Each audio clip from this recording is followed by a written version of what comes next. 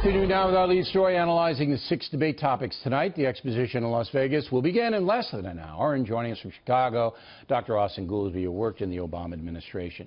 So, first question I have for you, Doctor, is my talking points, and then the Krauthammer conversation.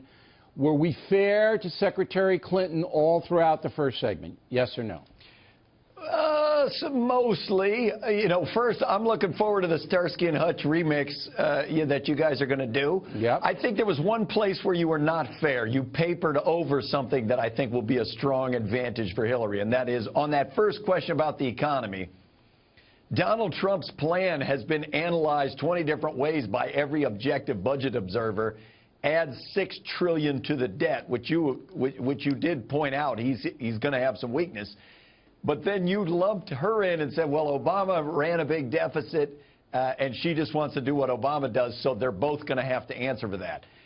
Everyone has analyzed their two budgets up against each other, and hers is a lot better than his. So well, if he gets right. on content, I think he's in trouble. But, they can get around that, they being both candidates, by saying, oh, no, no, no. And people aren't going to look at, like, you're an economic pinhead. That's what you do. You look at all these numbers. Nobody does that. You're a Harvard graduate. You might be You're right. You're a Harvard graduate. I don't need to take this from you. The enormity of both candidates and their spending vision has got to be the subject of some scrutiny. Now, if you were... The second thing I would say that I think you guys... It's very interesting, your analysis, but I think you missed one key point, which is it's not really about what the moderator asks. It's going to be a debate about what they say about each other. And by the end, I think the moderator is going to be struggling to just kind of keep the balloons tied to the ground. Wallace is a very methodical type guy. He'll keep them in there, and if they don't answer, he'll point that out and ask again. So I don't think it's going to be as wild as you think it's going to be. But on that note, if you were the moderator, and the last thing is fitness to serve, what would you ask Donald Trump, and what would you ask Hillary Clinton about the character situation? Ooh, I think the issue of character for Donald Trump, I prefer personally not to get into all of this ad hominem and the who slept with who and sexual harassment and stuff like that. I think those are issues of character, but they're different from policy character / temperament. So you'd like to see it kept on that level of policy? Yeah, I think I would ask him about temperament. In Donald Trump's case, I think a lot of those foreign issues, the fact that he's at various times said that we should nuclearize Saudi Arabia, declare a trade war on Japan, pull out of NATO unless they pay more money, stuff like that, I think makes people nervous for somebody who's going to have the nuclear codes. And what about Hillary Clinton? Yeah.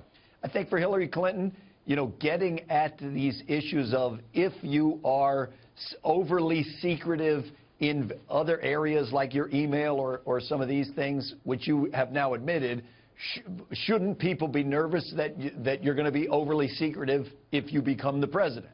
I think both of those are temperament related as opposed to personal related. All right.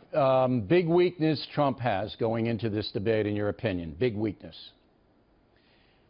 I think Trump's biggest weakness is he has major impulse control problems, and he can't stay on one topic for more than 90 seconds. Big and weakness you see for this Hillary. now. Yeah, he's going to trot out the Benghazi mom and the president's brother, and he's going to go back to the Bill Clinton stuff, and he's going to talk about the emails, and he can't stay on one thing. And Clinton's big deficit?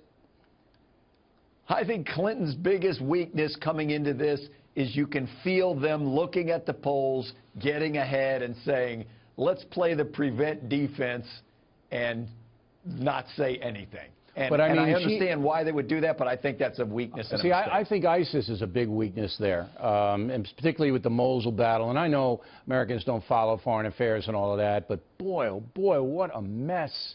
What a mess over there. And so many people dying. Hey, Doctor, always good to talk to you.